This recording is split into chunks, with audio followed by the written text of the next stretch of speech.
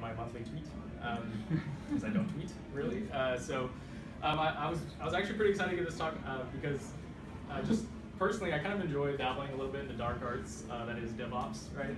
I find it really interesting and just kind of the other side of being a developer, right? So I think this topic, I think, was important to me because when I think of being a good developer, it's not just I learned to write good code or I understand how to do tests well, right? It's all sides of it, right? So we learn how to write the code really well. We learn how to test it well, and we have to learn how to run it operationally, right? Like that's very important. It's not just the code. It's like once you're done with the code, you're like done with it. It's not, right? So there's that other side. So I wanted to dabble in this, and so it was kind of this black box. You always hear about these things like hot code reloading and all these like cool things, but it seemed a little bit of a black box. So I wanted to like learn how to do it and then kind of share the things that I learned. So that's what today's about. So what can you expect? So I'm going to give a brief overview of like OTP and releases, and then Exrm and how that fits into that. Yeah, and then a little hard to see. All right. Does anybody mind if we turn the lights off, the glare off the machine, off the center right? Or is it my white, isn't it? It's my white slide. Yes, well, it's more the lights. Do you mind just seeing if it's a little better? That's good. To the others. We just be, oh, yeah. I don't know about this, man. Anybody have candles? You can turn them on. I think it's too dark. This is a little weird. All right. All right, so after that, so I'm actually going to do a full release demo of an application, and then we'll actually run a hot code reload so we can actually see what that looks like in real life.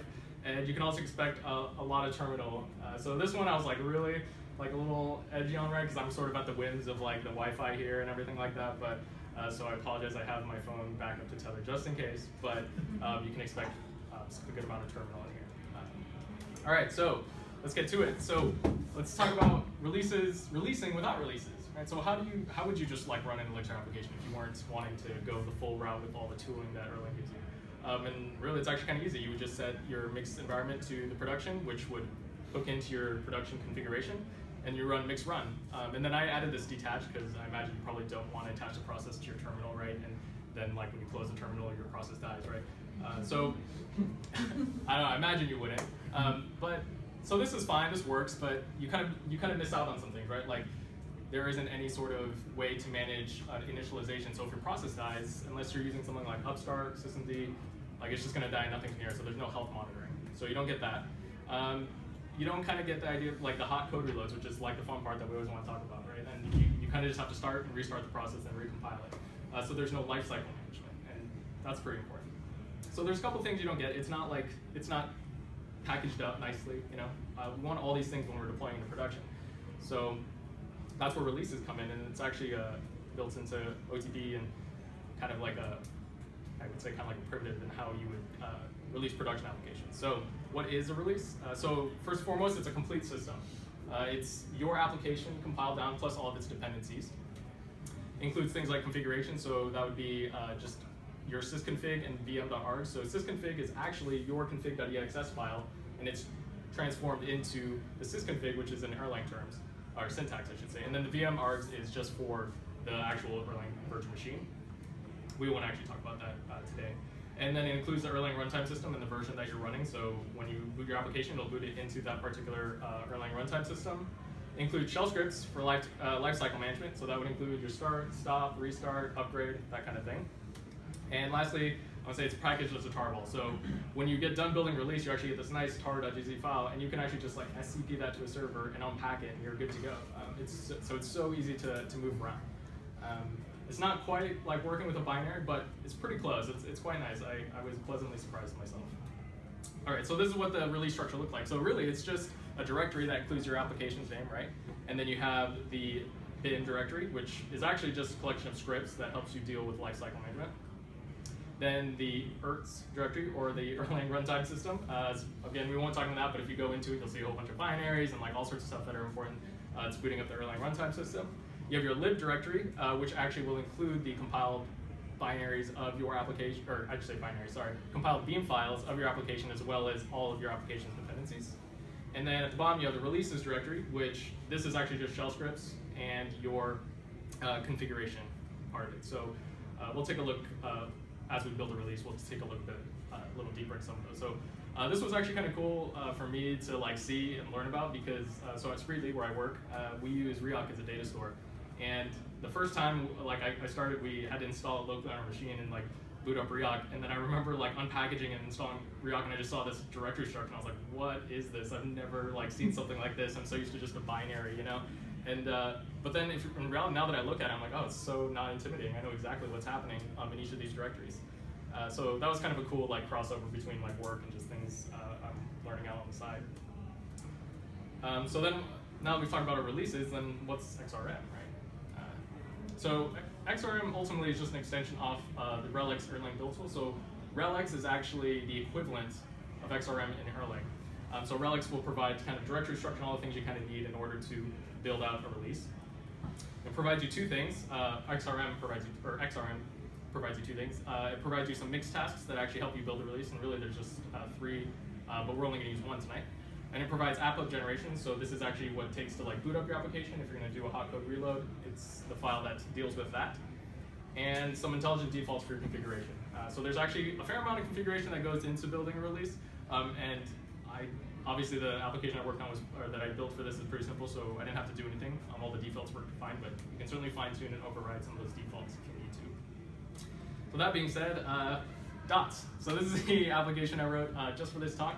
It's a WebSocket based, and I think the whole point was I wanted to show an application that uses WebSockets, and we do a hot code reload, and you can see that actually everything updates, and you just kind of are using it, you don't even notice. So let's take a look at that real quick, so you guys kind of get a feel of what we're deploying to production. So let me see if I can.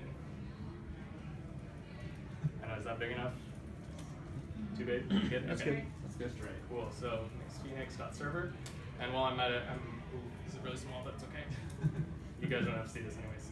So that's yeah, if I make it small enough and something goes wrong, no one will know. So I'm actually going to drop this little URL into the Elixir Triangle Dev Slack. So if you have your laptop open and you open up Slack, you can click on this link and it'll actually boot up to this Phoenix app. So I'm actually going to go there right now.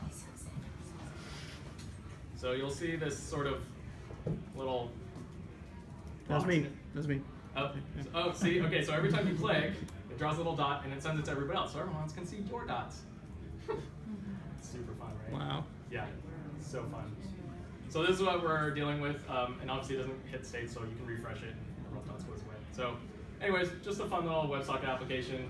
I thought it was kind of cool because like we're all drawing dots. Is that why you thought it was cool? that exact reason. Drawing dots is fun. Cool. So that's that. You can see all the WebSocket connections up there. All right, I'm actually going to kill it. But that's okay because we're actually going to deploy this thing right now. All right. So before I get to that though. So just to note, I did do a little pre-setup. So originally I kind of thought it'd be really fun to be like, all right, I'm going to go to the DigitalOcean droplet like dashboard and create a droplet and then install, and we're going to like do it from scratch. And then I realized like it was me just like entering commands and then like watching things install and load for a long time. So I was like, we're not going to do that. So just so you know, I installed some dependencies already, just a couple. So if you are doing this yourself, you'll have to do this. It's really easy though. And I also simplified the config.exs file. So normally you would want to be really careful about how you configure your application in production versus development. But there's kind of a whole side to that, to configuration management. I just wanted to keep it simple, make sure I scope this to building releases. So just so you know, we're kind of like easing over that a little bit. It's normally a little bit more work. So that being said, let's hop in. So I'm deploying this on a FreeBSD box. I should note before I also get started that like if you're actually building release in Erlang, you have to build it in the same OS that you're actually going to run it in. So I can't build this on my Mac and then like SCP this up to the server and then like unpackage it and run it, which sounds awful. I can see the little why head turns. Told us we could. I betrayed you. Which at first I was kind of like, oh, that seems a little like kind of a downside, but in reality I actually kind of think that's nice because now you're building in the exact same environment that you're going to run in, so there's even fewer issues that you could possibly deal with, library mismatches, all that kind of thing. And hopefully you have sort of like a build server, staging server that you can send this up to do your build. So that's just kind of a side note as we kind of get started. So All right, so first things first, I'm just going to clone the repo right here. Run the clone. All right. Cool. So hop in. All right. So it's pretty standard Phoenix application. Nothing out of the way. So out of the ordinary. So first things I want to point out is that if you want to deploy with Exrm, you actually have to add it as a dependency, and that way you can get the mixed tasks associated with it. So you're not actually using it in your application in any way, shape, or form. It's purely just to get the tasks. Okay. So that's there. First thing I'm going to do is I'm going to get my dependencies. This will go kind of fast because I've actually cached them locally. All right, so then the next thing is I have to actually compile that because, just to show you, grep release. So you see it didn't return anything, right? So if I run mix help, normally you get all the commands. But really, I don't have any release commands because I haven't actually compiled it. So I need to compile that real quick to get those. So let's compile Exrm. All right. Just take a second. Now, if I run mix help grep release, you can see I have this release task right here. Also, we have mix release clean and plugins. We won't talk about these. We're just going to do release tonight. Okay, so next thing, this is a Phoenix application, so that means there's static assets involved. Obviously, if you're just building any OTP application, because Phoenix is an OTP application, if it's like an API or it's just a service, probably don't need this step. This is purely like a Phoenix thing. And on top of that, I use just the default branch which ships with Phoenix. So that's another thing that's just kind of particular to this example, but just know that this particular section might vary a little bit depending on what you're releasing. So I'm just going to grab some NPM dependencies. It's going to take a little bit of time. Imagine like when I was first running through this, the amount of times I was running the command and just like watching the progress bar happen. So this is like an hour-long talk, and it's just watching this. Okay. Let's see. If you set NPM's progress to false, it moves faster. Oh, I didn't know that. Yeah. I Somewhere wish you I said was that. making that up. That's true. Totally true. Pro tip. All right. Well, Like 20 seconds, not a small Really? amount of time. Yeah. oh my goodness. You know, these jobs people feel. All right. Cool. Okay. So I got dependencies. So I'm just going to build those real quick, or compile them with Brunch. So node modules, Brunch, oops, build production. All right. There's actually another step that takes even longer than this, so that's all right. So here's the long step. So now that I've actually compiled them, I'm going to minify them with Phoenix, the Phoenix digest task. So let's do that, and I'm going to almost forgot. There's one thing we need to do real quick, and that is in the configuration for production. You have the URL host, right? So normally this is where you would put like your URL, but since I'm just running this on a DigitalOcean droplet, I'm just dropping the IP address in there. So I'm going to copy that, put that in there, hit save. All right, now we are ready to build for production. So, so I'm just going to set that environment.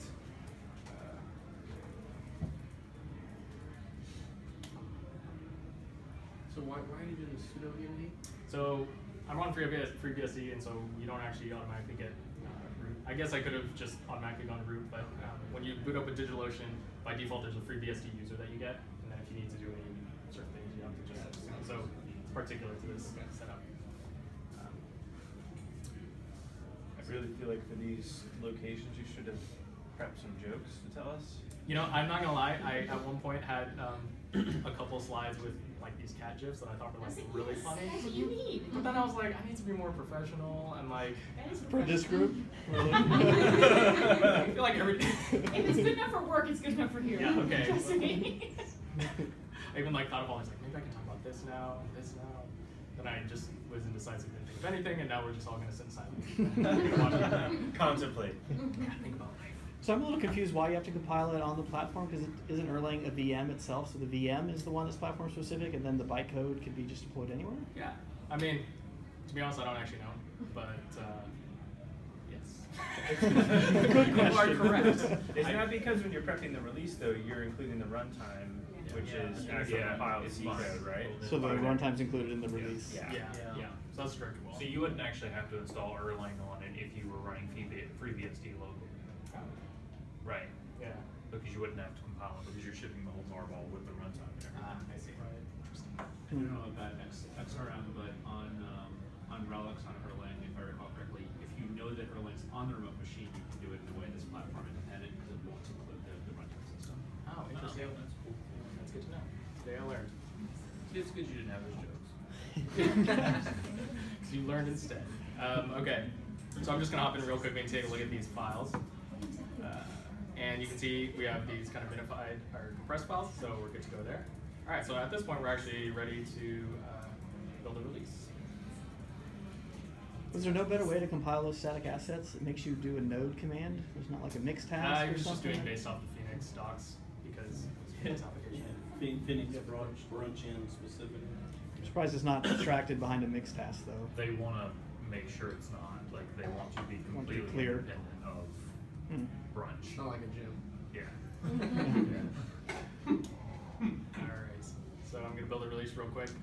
And so you can kind of do this nice little output of like what's happening. So you'll see it's generating the relics configuration with built on top of the sysconfig. So it's taking your config EXS, transforming that into the sysconfig. So this conform thing, I'm going to talk about this real quick. So conform is a tool that's shipped with Exrm, and it was written by the same author, or it's not shipped with, sorry, wrong word. The author who wrote Exrm wrote conform, and it's just a way to actually take your, well, I guess his point was that sometimes you have people that are doing ops and doing your deployments, and then you have devs, and so your ops people shouldn't actually have to know like Elixir syntax to do the configuration, right? Because you're doing it in config.exs. And so it's kind of this in between that it is a format that's really easy to understand for configuration, and then it reformats it from that config.exs to the conform schema, which then maps it to a sysconfig. I didn't include it because it's a whole other section, and since we're all just learning Erlang, we can all, or sorry, Elixir, we can all kind of read the config.exs file. But just know that if you are reading up more on Exrm, you'll see it like everywhere. But it's certainly not necessary. All right, so let's hop in. So you'll see that we actually got this new rel directory right here. So if I hop into that rel directory, actually, let's look in here real quick. Cool. All right. So looks pretty familiar, right? That last slide, that one slide showed you with the directory structure. So in the bin directory, you have the script, which kind of sets some variables, and then at the very end, you see it runs an exec on the releases directory, the release version, and then the name of the release, which the release name would be the name of your application, and it passes in an argument. So this would be like start, stop, or something. So this kind of kicks off like the lifecycle management and running and booting up your application. Oops. All right. Let's get out of here. And then here's the Erlang runtime system. You can see it's, I mean, I didn't look too much into this directory, but it's everything you need to run an Erlang runtime system. Let's see, and lib. So this is where all of your compiled application and its dependencies are. So if you look in the ebin directory, you can see all the bean files that are part of it. All right. Oops. And let's close this out real quick, and then we'll just take a real quick look. Where did I go? Takes one on. Okay. Start over. All right, and releases. Okay, so the releases directory, and this is version 0.0.1. And so earlier in the bin directory, you saw there was that .sh. So this is kind of the meat and potatoes. Pretty big script. It's a little intimidating. I felt like I read this, I was like, oh my goodness, I didn't know what's going on here. But it's actually not too terrible. It's a little hard to read right now because it's like so big and exploded. But let's see if you can find. Okay, so we'll see right here. Oh, did I pass it? Okay, so at this one point you'll see that it boots the script, and then after it'll pass along the first command you sent. So in this case, we're checking what that first argument is, right? If it's start, we're going to do things like generate the configuration, do a couple more things, and then right here at the end, you'll see that it kicks off this run Erl binary, and it daemonizes it and sends some other commands. So then you have other commands, right? Stop, restart, reboot, ping, And I'll show right here, upgrade and downgrade. So this is where you would do the hot upgrades and downgrades. So to me, this kind of felt like the like slightly most fragile part, because I'm like, oh my goodness, I'm so dependent on this like massive script that got generated for me. But as I was kind of reading through it, it wasn't like so bad that I was like, I don't think I could like parse this out and read it. So just know this is like kind of how you get the lifecycle management. You're actually executing all these shell scripts as part of it. So, and then right here you have the tar.easy. So this is the tarball. This is the entire application all combined. Then this is what you could actually send off and copy to another server or another node or wherever you're deploying it. And then sysconfig. So this is what I was talking about, where your config.exs gets compiled into Erlang syntax. And this is all the configuration for your application. So actually, if you notice, like in here, some of these things will look familiar, right? In my config.exs, I have the HTTP port. Right here, you saw me edit from example.com right to this IP address. And we have like the database stuff, which this isn't a database-backed application, so it doesn't actually matter. I just have them here. But you can see how these kind of map, and it's obviously in Erlang syntax. And then lastly, VM args, right? This is for configuring the actual VM right here. Again, we're not talking about this too much today. So, so that's it there. So actually, I'm assuming like you were building this on a server and then maybe deploying it somewhere else, you could actually run it straight from this rel directory, but I'm actually gonna just move it into another directory and unpack it there and that kind of thing. So kind of get a feel for that. So first things, I'm just gonna make a directory in temp and dots. And then I'm just going to copy that release tarball into that. Oh, I'll probably send them sudo that vector. Oh well. Okay, so then I'm just going to hop into that directory so you can see. And I'm just going to unpack that real quick.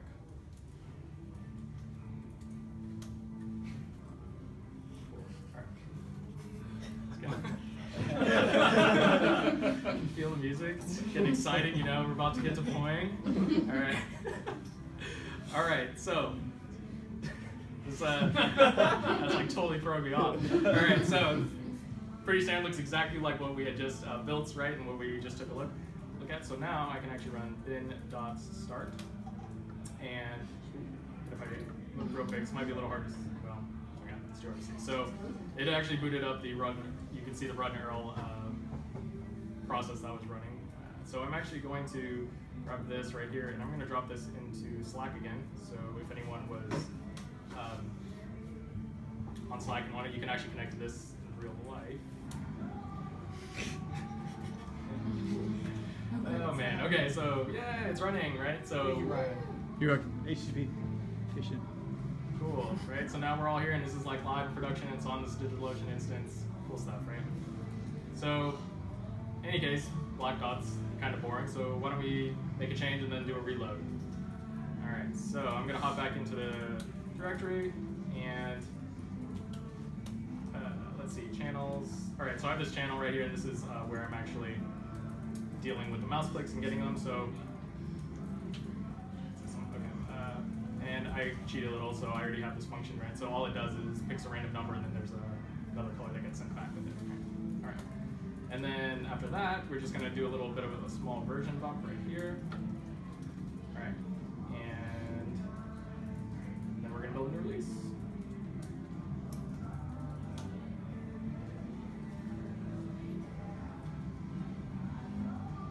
This is like the worst time for like just a talk where there's just lots of like loading and watching videos and stuff. All right, so you see it generate the app up. So that's what I was talking about before, where you get this app up generation, which says like, hey, this is how you go from version 0.0.1 all the way down to 0.0.2. And it's just about done. So does that provide hooks for doing transformations or something? Transformations and like I don't know if you needed to do a database migration as part of doing this. Would that be... You know, actually, I'm not sure because I didn't look into that aspect of it, but I'm sure you could do that as part of it. I don't know, does anyone else know if you're doing a database migration? No? Okay. Sorry. I'd love to hear about it, though, at maybe a lightning round or something. All right. Way to spin that one, David. That was That's why I just say I don't know, and then I just tell them they should give a somebody. talk on it. So, all right, cool. So now we have version 0.0.2, right? So if I hop into a rel directory, look in here, there's this new version. And this includes, it looks pretty much the same. includes everything you need. All right, so I'm just going to make a directory for that release. So you have to follow the same directory structure in all of your releases. So I'm just going to do that real quick. And It's not going to work. That's not gonna work either. Oh no! Closer. A little closer. Thanks. That's the worst. If you're like up here and you know it's wrong and everyone's just like, that's totally gonna bomb. And you're just like,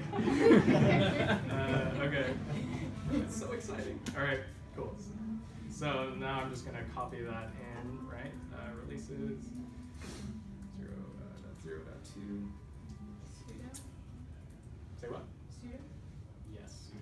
I should have done sudo the first time. I don't know why. I was just so used to doing it. And then Santoso release 0.0.2. All right, cool. So let's just double check that I made it in there. And releases, cool, so it's in there. Okay, so this is kind of the cool part. It actually takes care of unpackaging and everything and running all the, when you run an upgrade, it'll take care of unpackaging, putting everything in the right place for you, so you don't actually have to deal with that part. So if I run, oops, dots upgrade 0.0.2. All right, does everyone have it? Oh, goodness. We're clicking around. All right, everyone, there you go. So you're clicking, black dots. Oh my goodness, colorful dots. Oh my gosh. And nothing happened, right? Like I didn't reload the page, like it just happened. So another thing you can see if you open up the web inspector on your machine, right? And I'll just do this for the sake of, I'm just gonna downgrade, like let's say something went wrong.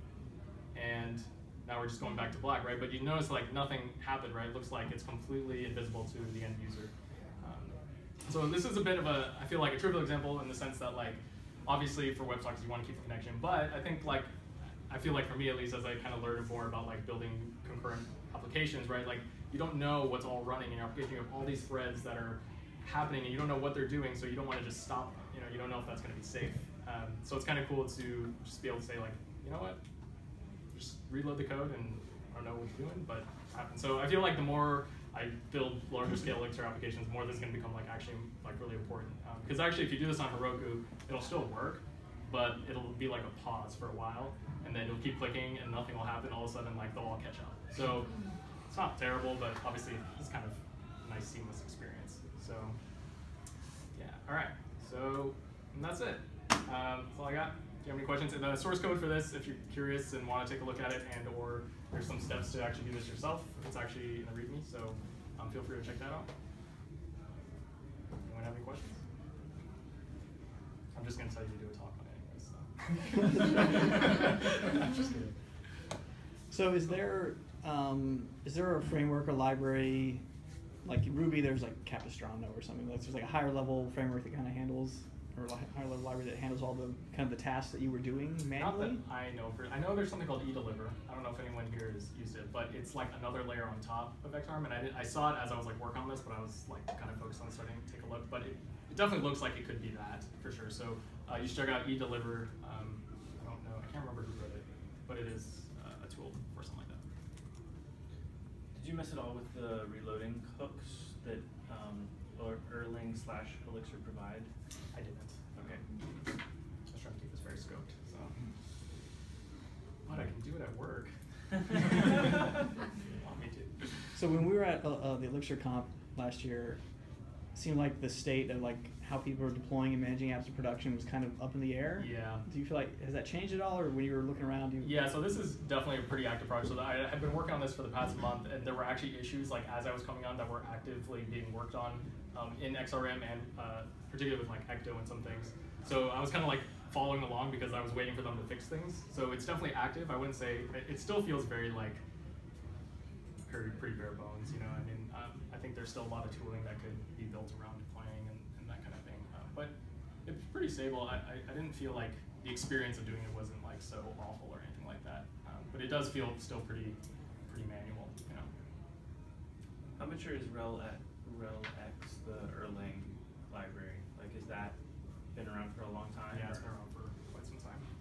Their documentation is pretty awful, which is unfortunate. I was like trying to like figure out how it worked, and there's like 2 pages in their wiki, and that's it. No idea what's happening. So Is anybody here like running an Erlang app in a production environment? Or Elixir app in a production environment?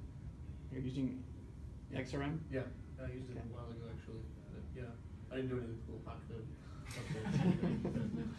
Yeah. Okay. But yeah, I did figure out the whole you have to do it on the deployment. Yeah, system. yeah. I was like, oh man. Yeah. Yeah. Cool. Thank you. Yeah.